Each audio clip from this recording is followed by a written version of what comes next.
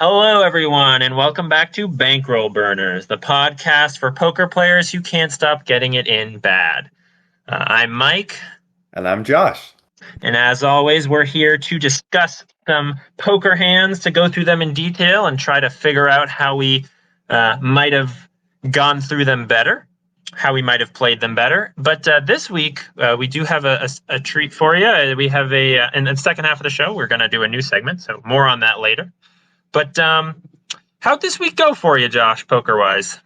Oh, it was a bad one for me. I played a session. I really hung in there for a while. I usually keep my weekday sessions short, but played a pretty long weekday session after losing a first buy-in with Ace King versus Aces, and then really ground my stack back up and wound up losing a pretty bad beat.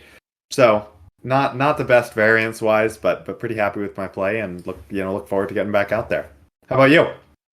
Well, this was a great week for me. So the opposite effect. I think that's sort of a historical thing for you and I, that when one of us does well, the other does poorly. So, some kind of quantum entanglement down the eastern seaboard has caused us to always perform oppositely in poker. So I should blame you for my downswing. Exactly. You can blame me.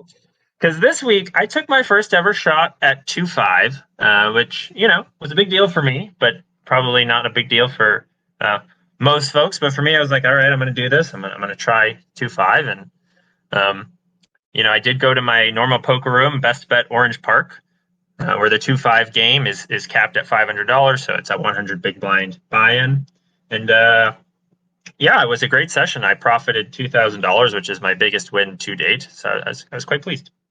Yeah, that's fantastic. It's quite funny to me that that's sort of the buy-in structure, because that's basically the 1-3 game at Encore where I play. It's capped at 500 and the stacks run up quite large.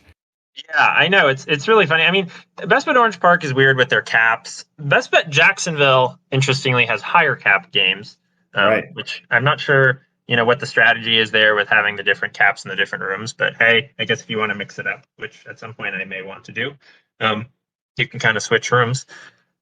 But the hand I have this week is from that session, that 2-5 session. So if we can get into it, if that sounds good to you. Let's do it. Talk me through the opening. Sure. So this hand was sort of odd because we were really shallow. The main villain in this hand was 255 effective, so 51 big blinds. And I covered. It was like one of the first hands I played after sitting down. Really didn't have much of a feel for the table, but this was a villain I had played with in the past, and I knew he was a fairly active player. So I had that information, but really didn't have much of a feel for the table, and I wasn't even sure. What's funny? I wasn't even sure what the standard open size was at this table in this game. 2-5 open sizes are sometimes in some rooms it's like 20, 25, can even be as high as 30, or it can be down at like a quote unquote normal $15 open. And in the like one or two orbits inside sat down, a few people had opened to $15. So I figured that was sort of the norm. As it turned out, it's not. The norm is 20, but Well, that's interesting, because I would think the norm is closer to 15, just again because of the buy-in structure, where if you're kind of playing the shorter buy-ins, you probably just want some playability in terms of stack to pot ratio. So kind of makes sense to open a little bit smaller compared to if the buy-in were like 1,000, you'd want to, give yourself the opportunity to get all the money in, but that shouldn't be a problem especially when it's 255 effective. So, yeah, it is interesting. I agree. You would expect that in a 100 big blind cap game, the open races would be smaller, but no, most people were opening to 20. Well, that's not much of a difference, Yeah, that's true. Well, in any event, we're 7-handed here. And there's a limp from early position. And I'm on the button. And I have Ace of Hearts, King of Hearts. So I'm going to be raising this. Welcome to the table. I know, right? And I open it up to 20 because I'm thinking, well, $15 plus a limp. I make it 20. And the big blind calls and the limper folds. So we are heads up. I don't know that there's too much more to say pre-flop here unless you have any thoughts. I can't believe you raised. I think you're supposed to limp this hand. You're really building your image of a loose, aggressive player raising hands like Ace King. It's a drawing hand. That's true. Yeah, carry on. That's very true. That I will tell you how many times I have received the oh my god, I can't believe you raise Ace King lecture from OMCs. It's There. like it is a I will tell you it is a non-zero number of times. Well, anyway, let's get to the flop. Yeah. So the flop is Jack of Diamonds, Four of Clubs, Deuce of Diamonds. And right off the bat, this is such a disconnected board. Would you agree with that? Yeah, I mean, absolutely. There's just sort of a diamond draw, and that's it. I mean, villain could have the real only other draw that I can think of. I mean, there's 5-6, there's Ace-3, there's Ace-5, but obviously, you really don't need to be concerned about two pair unless someone's calling the Robbie. Right, exactly. Right. I mean, that's the thing here is this board should favor me a lot, like a lot, in my estimation, which is why I decide to size up. And I go ahead and bet $30 into this $45 pot. Any feelings on that? It is, of course, check to me, I guess I should say. It's check to me, and that's what I bet. I kind of think as a default, when you're super favored on a board and you think you're going to be betting a lot of hands, I think you can kind of size down. And if you're going to size up with some hands, I mean, especially in sort of live play where you're going to have a lot of like calling stations, would prefer to size up with actually the better hands, like, over pairs or something like that. So I don't hate it, but we also like, we don't have a jack. I would probably go small on this board and not feel too bad about it. I think that's fair. I mean, I agree that this is a board where we are betting a large volume of hands. So it's fair to simply say, well, let's just bet small. But I do think that it's helpful to have variable sizing on boards. When possible, like to have multiple different sizes you can use. And I guess for me, Ace King is, I don't have a backdoor here. Aside from the backdoor Broadway, but I have two overs. I can definitely make top pair. I think he's going to be forced to call with a lot of hands that aren't very strong, and I can probably get out of the hand on later streets if I do not improve, and of course I can get paid more because top pair will almost always be the best hand on this board if I make it. So, yeah, I mean that's definitely fair. I just sort of think we don't. The way you kind of said that makes it seem like you're thinking about kind of taking Ace King as almost like a 3-street bluffing hand, and I don't necessarily think that's how I want to play Ace King on a disconnected board like this, where there is a good amount of showdown value against a lot of opponents' sort of really bad hands. That's also fair. Yeah, you're right. It's possible I should simply stick to the normal small sizing here. I'll have to reconsider that. But what does villain do? Yeah, well, so Villain does something which the main reason I want to talk about this hand is more so what Villain does than what I do. Villain check raises to $70. He takes my 30 and makes it 70, so almost a min click. And I was just flummoxed by this bet. Yeah, I mean, I don't think it's. I mean, sizing aside, because I don't think most people really think about sizing check raises, to be honest. But I mean, I do think there are draws, right? There's the obvious diamond draw, which villain can have plenty of. We don't have a diamond, and there are some thick value combos, like basically pocket fours and pocket deuces are the thick value.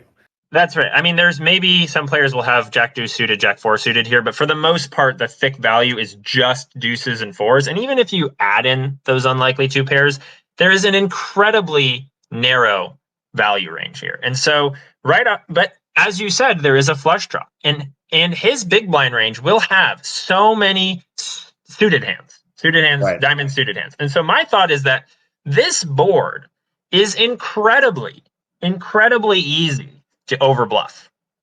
That was the conclusion I came to in game. I was like, wow, he can have, unless he's really, really doing this very thoughtfully, he can have way too many bluffs here.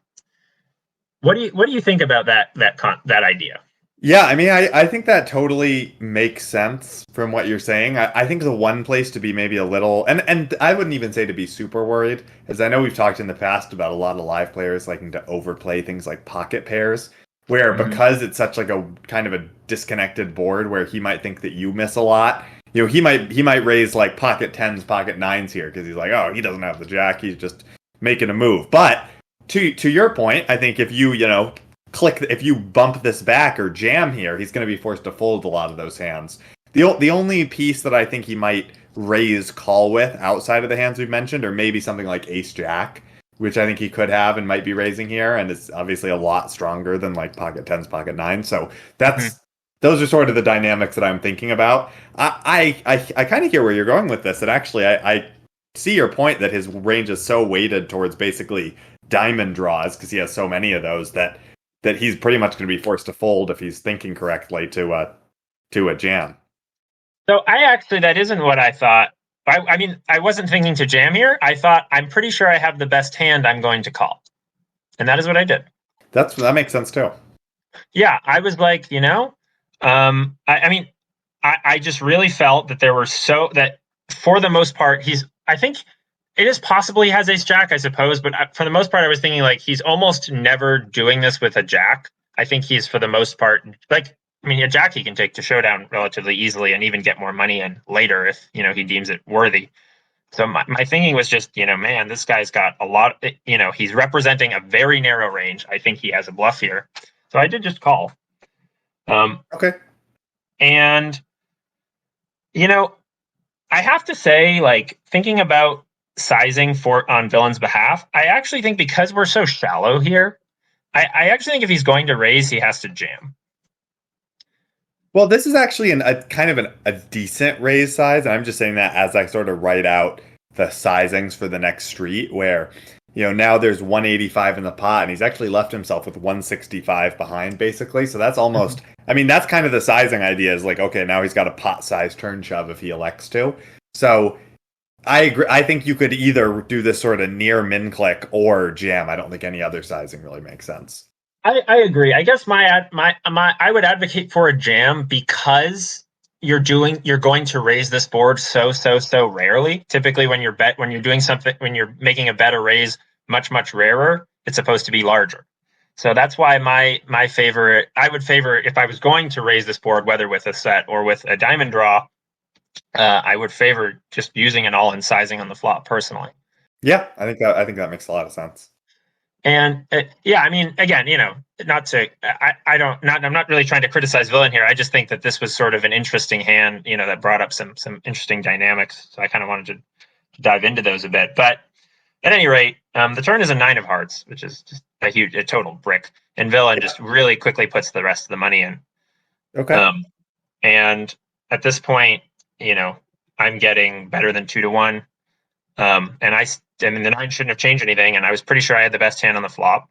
So I'm thinking, I don't know. What would you do here in the spot? Well, I think you make a compelling point. That sort of we're obviously getting pretty good odds. We've kind of gotten good odds the whole way.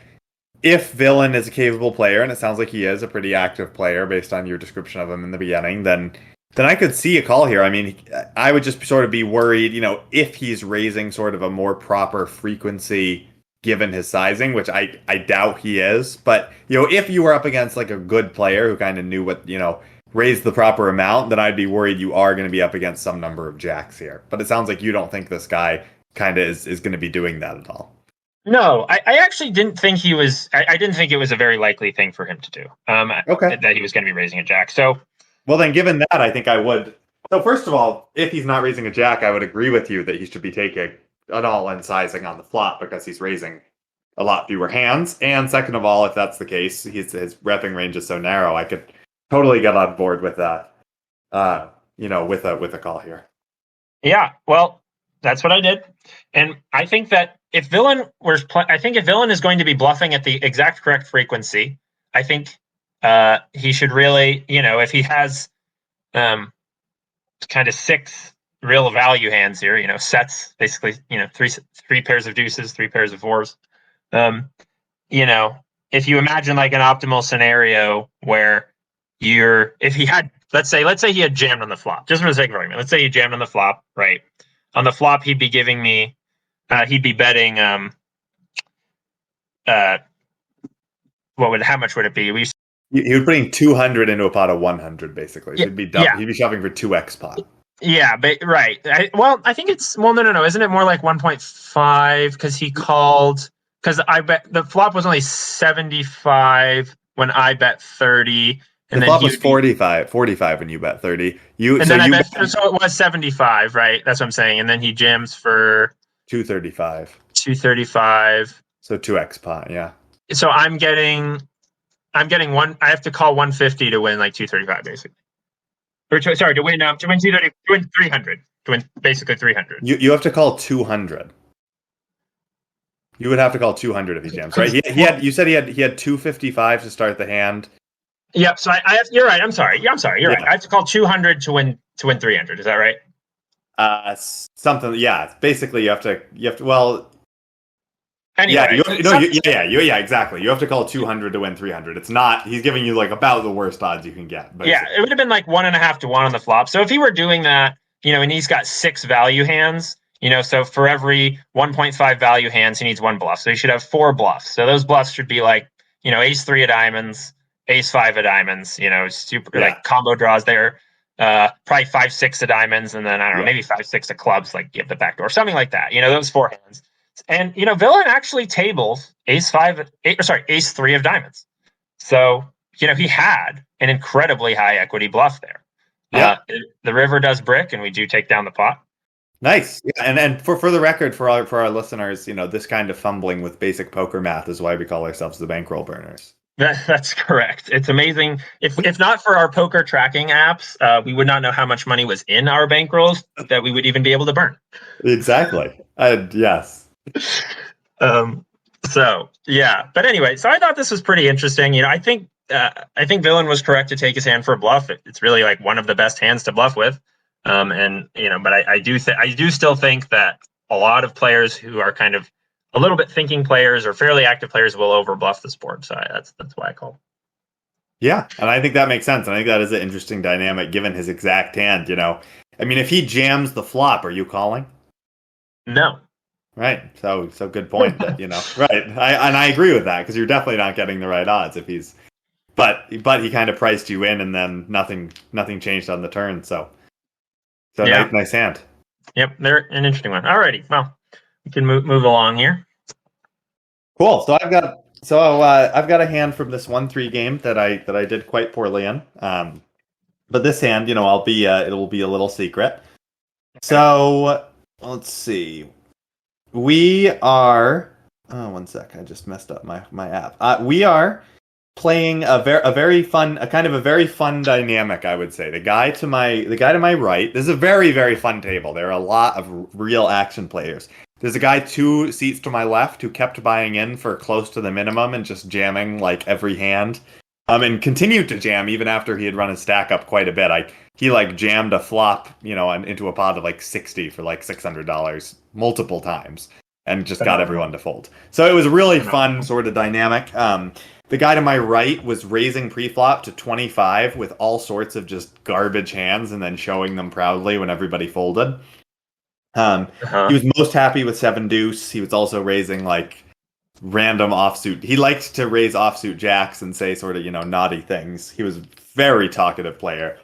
And then the main villain in this hand had kind of just sat down a few minutes ago, and he was already kind of shaping up to be an action player. Quite funny to me because he was sitting down with a buddy, and his buddy was probably the tightest player at the table. And then he sat down, and I was like, oh my god, like, oh, they're friends. He's also going to be tight, and then he just wasn't. So it was a great dynamic, really cool game to be a part of.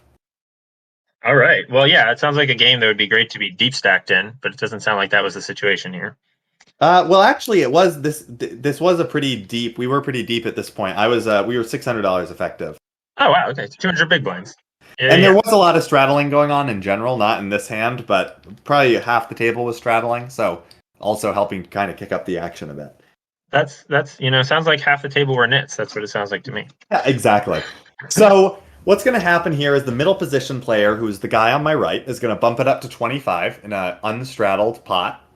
Nice. What I would say is that the people who are sitting on my left, other than the guy who was kind of shoving a lot, were quite passive. which was nice. The people I was sort of, out of position against were quite ABC players, including a guy directly on my left. So I'm going to look down here in the low jack at King Jack offsuit, King of Hearts, Jack of Clubs, and I'm going to elect to just call the 25 this time. And my reasoning for that is really that, like, I don't think I'm going to get that much, like, action behind because people have been folding to this guy's massive opens. And I think that there's a very high chance that he's got something completely crappy. So I kind of don't want to scare him off. He's not going to call a 3-bet if he's got one of those hands. So I elect to just call. So I have a few thoughts here on this. So you have King Jack offsuit. Yep, King of Hearts, Jack of Clubs. So in my head, if you're thinking that this guy is wide as can be, and you think that the players behind you are fairly passive and maybe even call happy, I really don't like calling here personally. Because I don't want to play a multi-way pot out of position with Jack King offsuit. I would rather 3-bet and just take down this guy's, dead money. And if he calls, great. Now we probably have a much stronger hand than him and we can bully him post. But yeah, I don't know. That's sort of, I think King Jack off is a hand that's so easily dominated in a lot of spots. You can really get, sort of cooler yourself, because the guys behind you, if they're super passive, they're going to call with King Queen offsuit, or maybe even Ace King, so. They don't want to make a big raise with Ace King into multiple people. So I don't know. That's just kind of my sense about it. Yeah, I think that's a good point, and it's definitely possible. I was just sort of overthinking, kind of. You make a good point that if I 3-bet and I just take it down right away, then that's it. That's still a good situation versus having to play a multi-way pot. But as it happens, I do call this time. The 3 players behind me fold, the small blind calls, and the big blind folds. So all in all, not a really a bad scenario. Kind of the passive people do wind up folding. The small blind is sort of this aggressive player that had just sat down. So it's the small blind who's this aggressive player. It's the middle position player who's this guy who's just raising all sorts of crap. And it's me in position on these players. And we're going to a flop with $75 in the pot. Great. Yeah, it worked out. So it's a really good scenario. And the flop is going to come down 5-3 deuce rainbow. 5-3 deuce rainbow. And you have King Jack offsuit. Of course, no backdoor flush draw possibilities. This is not a great board for your hand. It's not, but the small blind checks and the middle position player also checks. Alrighty. I decide to check it back here. I don't really want to start bluffing into 3 people, especially when the small blind's range can definitely still contain some over pairs, reasonably strong draws, because he was definitely one of the looser guys from what I had seen thus far. So I just kind of think check it back. There's no reason to go crazy. This other guy could be slow playing like something if he's got some random garbage hand that connected well. Yep, I think a check here is appropriate. I think it's pretty easy to overbluff this board. So. Yep.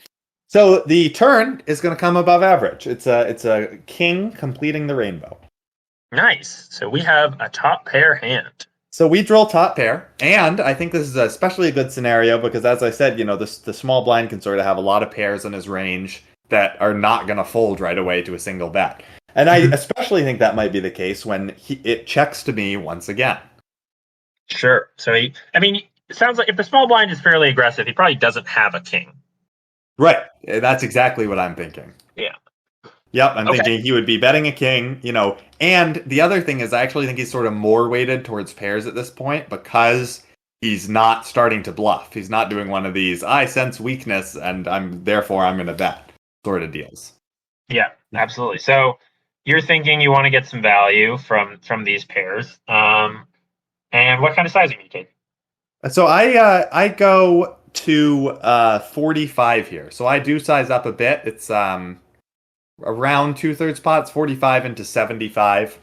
Okay. So I don't want to go. I feel like I don't want to go too big here when I do have sort of more polarized hands. But I do kind of want to size up from a standard C bet just because as I've kind of said on previous episodes, turning and rivering top pair is just often so profitable because you don't get credit for it. Yeah, absolutely. And I like a bigger size, your bigger sizing. I might have even gone a tad bigger, but I think, sizing up is very appropriate here because the hands you're trying to get called by, like sixes through, you know, eights, and possibly even or six through nines, and possibly even like a random five. Those will all call pretty, like they're calling, it's going to be very static. They're going to call, they're inelastic, excuse me. They're going to call pretty much regardless of your bet size unless you really go crazy. So yeah, bigger size is Yeah. great. So that's a good point. I could definitely have gone even a little bit bigger. I was sort of thinking, that I do have other, maybe there are other spots to polarize more, but again, maybe overthinking it. It does happen. So the small blind is going to call here, and the original raiser is going to get out of the way. So he clearly doesn't have seven deuce because I think he would have called it, to be frank. Well, sounds like it. So the flop is deuce 4-5, 5-3 deuce, 5-3 deuce. No, okay. So he would have had bottom pair. Yeah. Yeah, that's a premium. So there's about 165 in the pot. The board is 5-3 deuce king, and the river is going to come a 10. So at first I'm thinking, of course, this is a great card for me. A good card to get some value. It's a good card probably to get some very thin value from a hand that's below, from a pocket pair below tens, because the extra overcard is probably going to make them, quite, not willing to put in money. But by the same token, the extra overcard coming out can also kind of confuse people when I keep betting. So anyway. And I will say also, it's really funny, like, you're right that, there's someone who's sitting here with sixes. They're going to be like, oh no, another overcard to my sixes. But like, what tens do you have here? Like, in what world does this 10 improve your hand as played? So it's kind of a funny, I just think it's kind of a funny thing. People reflexively dislike overcards, but, disconnected overcards effectively bricks. But it does not come to that. And that's where this hand gets quite interesting. As the small blind now leads for $300. I'm sorry, $300. The pot is 165. Is that right? Correct. He just takes 3 black chips from the top of his stack and slides them out onto the fill. Okay. So this is wow. Pocket tens is possible. Right. So I'm kind of thinking, obviously his value combos here are mostly sets and possibly some king 10. I think that, most people kind of have the sort of poker intuition that, hands like straights, they don't need to, they don't need to slow play. And, we kind of know that's because you unblock a lot of a calling range. They might not think of it in those terms, but I do think most people tend to fast play straights where he probably wouldn't have checked to me twice. Oh yeah, you're saying yeah, he's not. I don't think he's checking the flop and then check calling the turn with ace 3 here. So I don't think he's doing it that much with like fives, threes, and deuces. Although I guess if his plan was to like donk out for 2x pot on the river and like get a call from a confused pair, then maybe that makes sense. Although obviously we'd prefer check raising the turn. But I don't know. What are you thinking here? Are you leaning one way or the other? I'm thinking he has pocket nines and is spazzing. That's what I'm thinking. I can't fold top pair here, especially as you described this player. Yeah, I don't know. First of all, like tens is weird to me. Like I don't really think he has tens because I can't imagine him check calling the flop.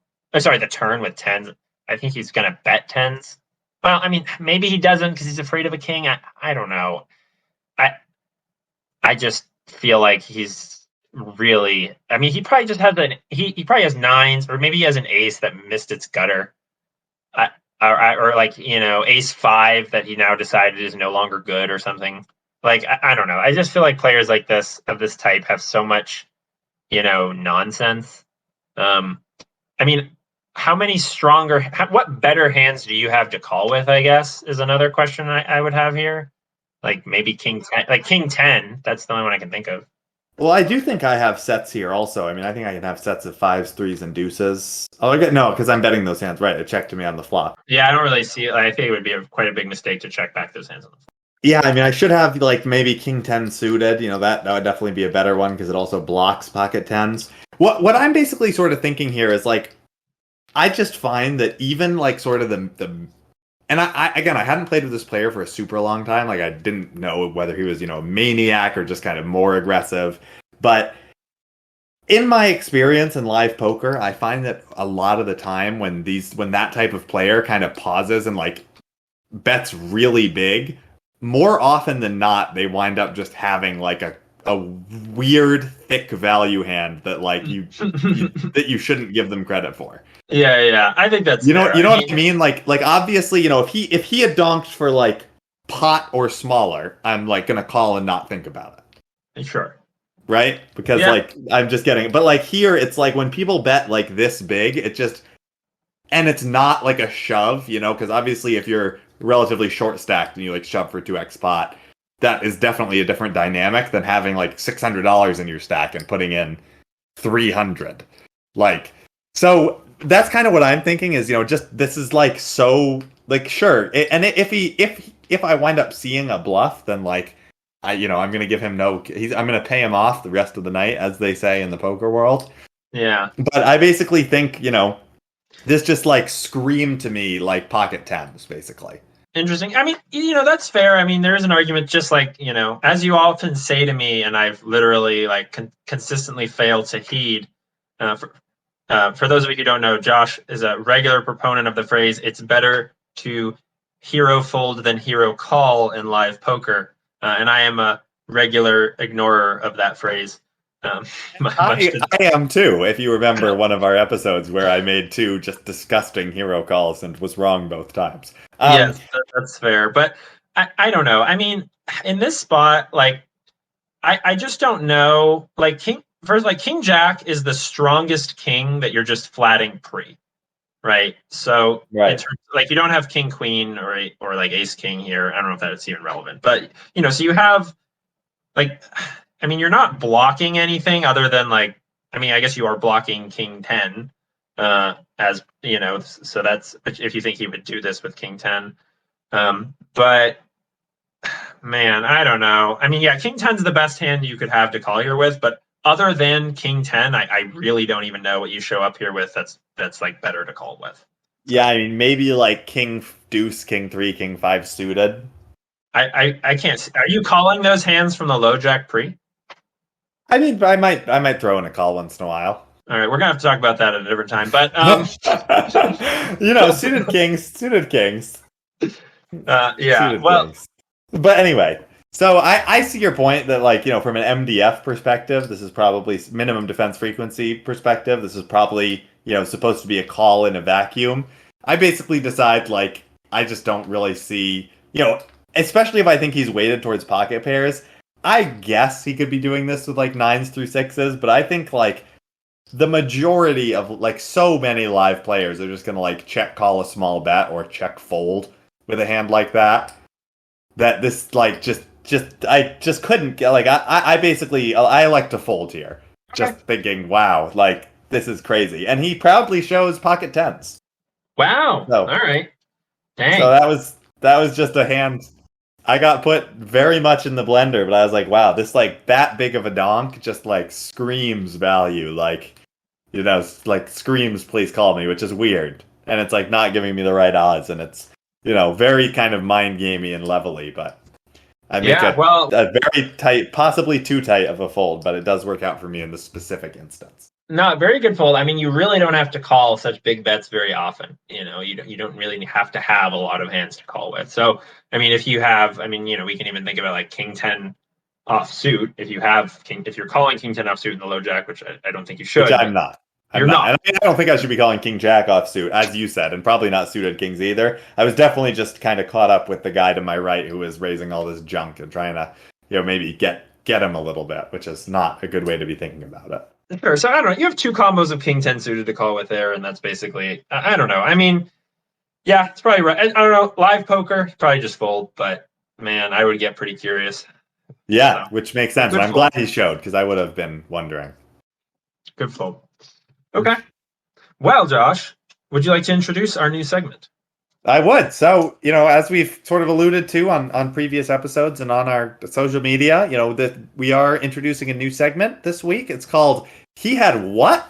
which is a segment where we are just baffled by what villains or live players make it to the river with. So we'll go through a hand review, but it's not really about our hand. It's really about what we see on the river. If you think back a couple weeks ago where we had our guest episode, and Sachin went up against Deuce 4 suited, it's that kind of thing. So anyway, Mike, why don't you start us off? Yeah, absolutely. I'm very excited about this. This is a hand I played a few weeks ago, and honestly have been thinking about a lot. Not thinking about my play at all, just kind of marveling at what happened in this hand. Awesome. Sounds perfect for the segment. I'm very excited to share this. So this is from a 2-2 game, it's a live 2-2 game. And there's a player at this table who I don't know if this player is under the influence or what, or is simply not the brightest fella, but is really just, really asking a lot of questions every hand. Like, someone will slide like 3 red chips and he'll like stare at it for a minute and a half thinking, and then he'll ask, how much is that? And it turns out to be $15 nearly every time. But so this guy is definitely, something's going on with him. And so anyway, he's sitting there with $125 in front of him. And basically, I mean, everyone's sort of assuming this person is playing very straightforward. He seems to only bet when he has it. And then, that's kind of, I don't know. We weren't really, the table was sort of pretty bamboozled by him. But anyway, he's in +1 with $125. And he opens it up to $10, which I thought was noteworthy because he'd mostly been limping. But I'm in the hijack, and I've got ace of clubs, queen of diamonds, so I can't, I'm not going anywhere with this hand. I 3-bet it to $30. So, and it folds back around to him, and he calls. So nothing weird going on here, right? I would say. Yeah, this seems standard. He bets, you raise with a premium, he calls. Yep, and he's in early position, so his range should be pretty strong. You should have a lot of hands that can call a 3-bet. And he's got and the SPR is already getting pretty slim, right? He's got like 95 and there's 60 in the pot, more or less. That's correct, Josh. That's a very important point. The SPR is quite small. Okay. The flop is 10 of spades, 6 of clubs, 4 of diamonds. So we've got a rainbow flop, somewhat connected board. There's no straights possible, but there are a lot of straight draws possible. Although, oh, sorry, what were you going to say?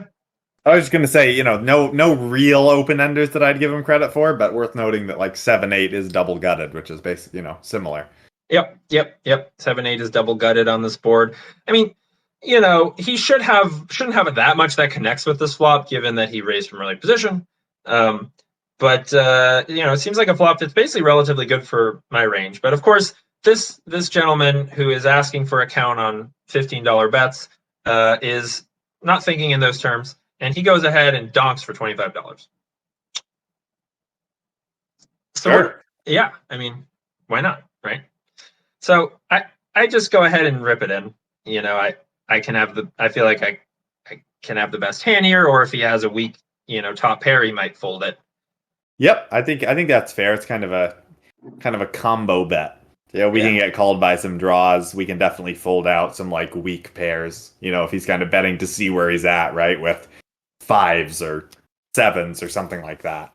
Yeah, I mean, there's an argument to just call here, but like then there's going to be so little behind at this point. It's going to be like $70 behind, and a pot's going to be, 120, and then I don't know. I'd rather just put it. So I put it. And he thinks for a while. I mean, he'd been doing this the whole time, so I guess I didn't. The fact that he was tanking wasn't very odd. I even thought he might ask for a count.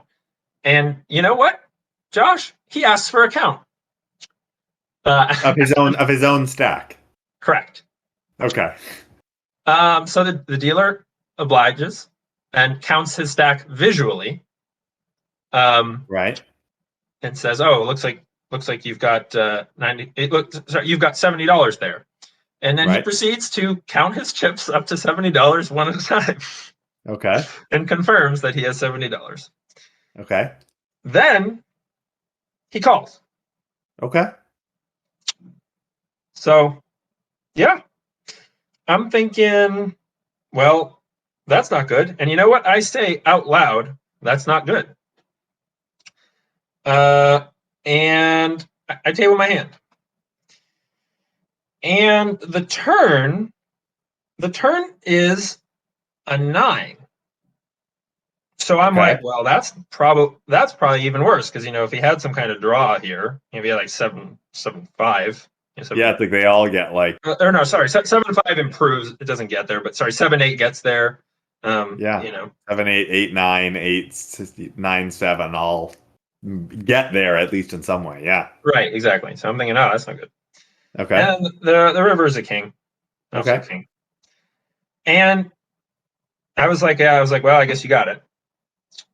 And like I said, he tanked for so long and then called. I'm like, okay, well, he has to have a pair here. If he's tanking for that long and then calling. But he holds up his hand and stares at it, and then after a moment, very confusedly and slowly tables. Well, Josh, can you guess what he had? You know what? I'm gonna guess deuce 3.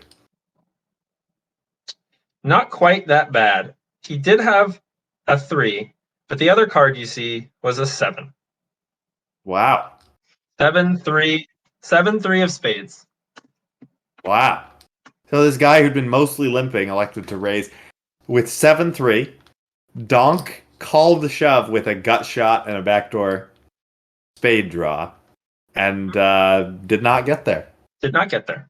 No. Wow. This is something. It's bizarre, man. I've seen this a couple times. I played a hand earlier this week where a guy who I perceived to be quite tight raised under the gun with 10-6 suited and wound up making a flush, and I was like, wow, that is not a hand I expected him to have in his range. So I don't know what it is, if people have watched too much poker TV and have or if they have lucky hands or whatever it is, but wow, that's quite something. Yeah, really remarkable stuff. Anyway, he sort of ambles slowly away from the table, and I never saw him again. So I hope he's doing well.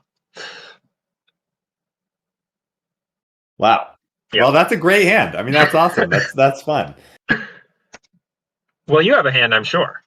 I do have a hand.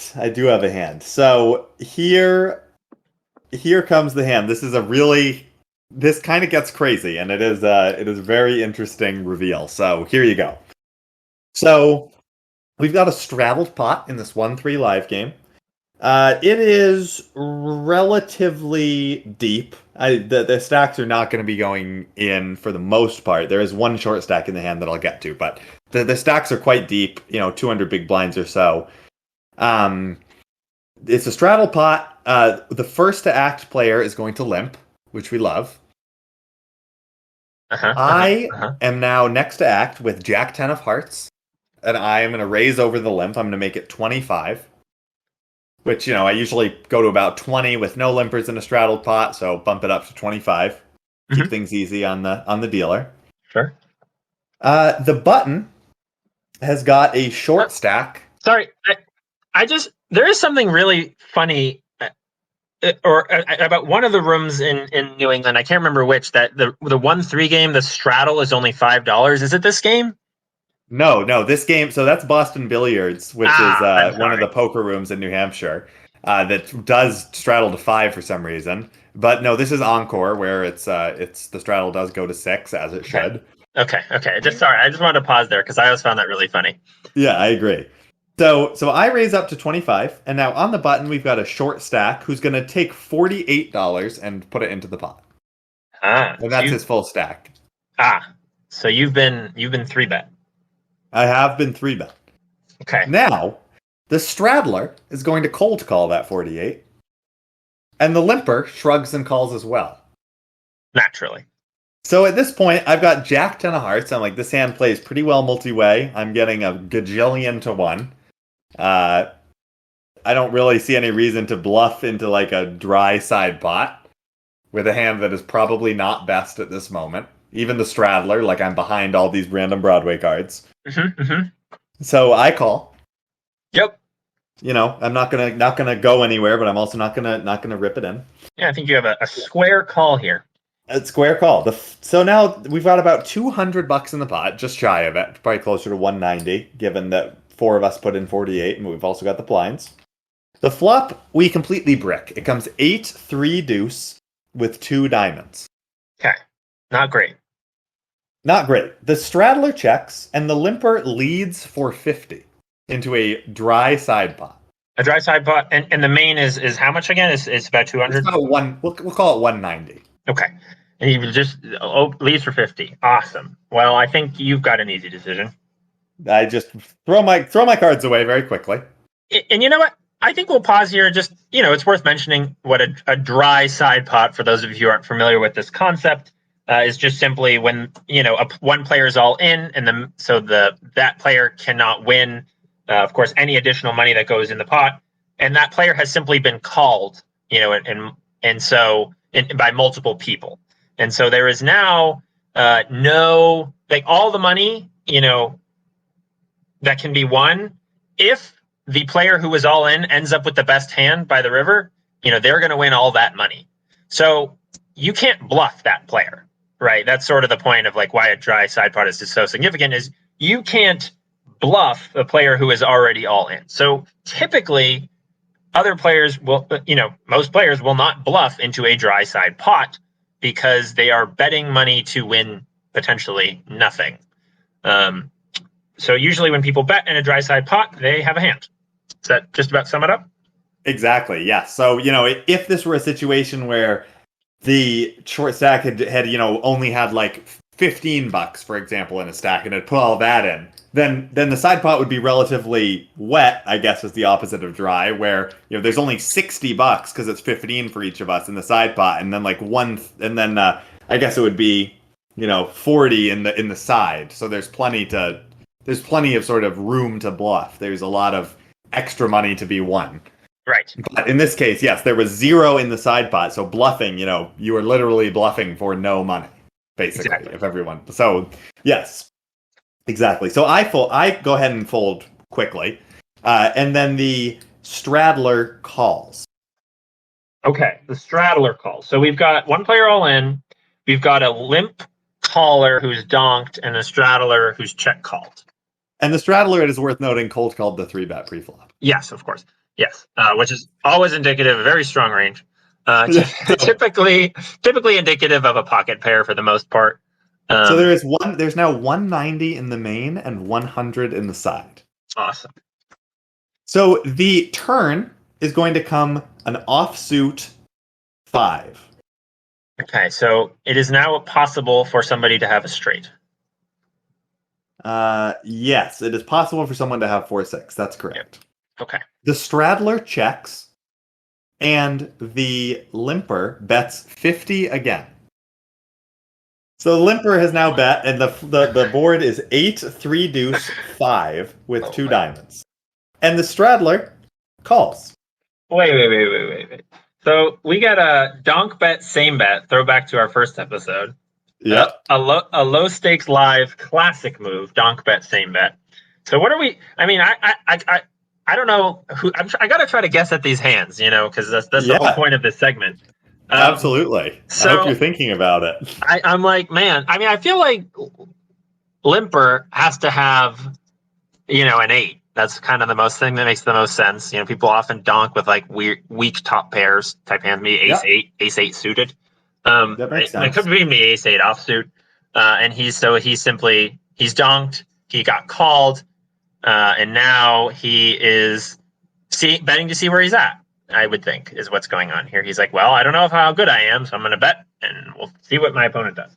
And then that makes sense to me. Yeah, I suspect that because that is sort of logical, I'm dead wrong. But that's going to be my guess. And then for Straddler, what does he do? After he calls again? Yeah, and why don't we go to the river and we'll you can keep constructing his range. All right. The river is going to come the 9 of diamonds. So the front door flush gets there. 6-7 has gotten there as backed into a straight. Cool. And now the straddler is going to lead for 150. 150 into a side pot of 200 and a main pot of roughly 200. Okay. Well, this to me seems like something someone would do with a made hand, made straight probably, or perhaps a flush. I mean, typically check call, donk is a very nutted line. So I'm going to guess, I mean, he could have like pocket nines here, maybe for a set. I mean, those would all be very reasonable things for him to have. Absolutely. The limper goes deep into the tank. And the limper folds face up. Would you like to know what the limper folded? Would you like to guess not. What's that? And actually, I'll tell you now. You were more or less on the right page. The limper folds 8-7 of clubs face up. All right. So he did have an 8, a weak 8, as you correctly pointed out. Yeah. He started betting on the flop, and then the straddler looks. Any guesses for the straddler? You basically think he's got thick value. I mean, I was thinking thick value, so like 6-7, a flush, maybe some kind of insane flush, like. Yep. I mean, so the flop was. What were which cards were diamonds on the flop? Remind me. The 8 and the 3. Okay. The 8 and the 3. So there's currently a 9, an 8, and a 3 of diamonds accounted for. Okay. I'm guessing he has a deuce of diamonds. But that's the only. I don't know. That's the only card I have as a guess is that he has a deuce of diamonds. It's much worse than that. Okay. So the straddler is going to scoop in the side pot as the limper has folded. The straddler then looks at the short stack, who is all in, and shakes his head and tables ace-jack offsuit. I'm sorry, what?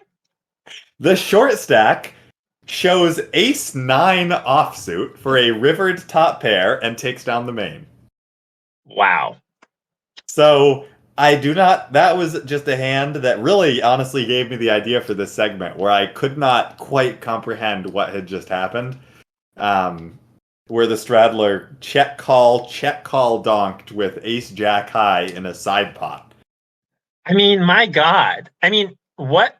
So he thinks that he must have thought that there was some that the limper was bluffing into a dry side pot, and he's like, I'm going to call with ace high, not considering that, of course, he might already have lost.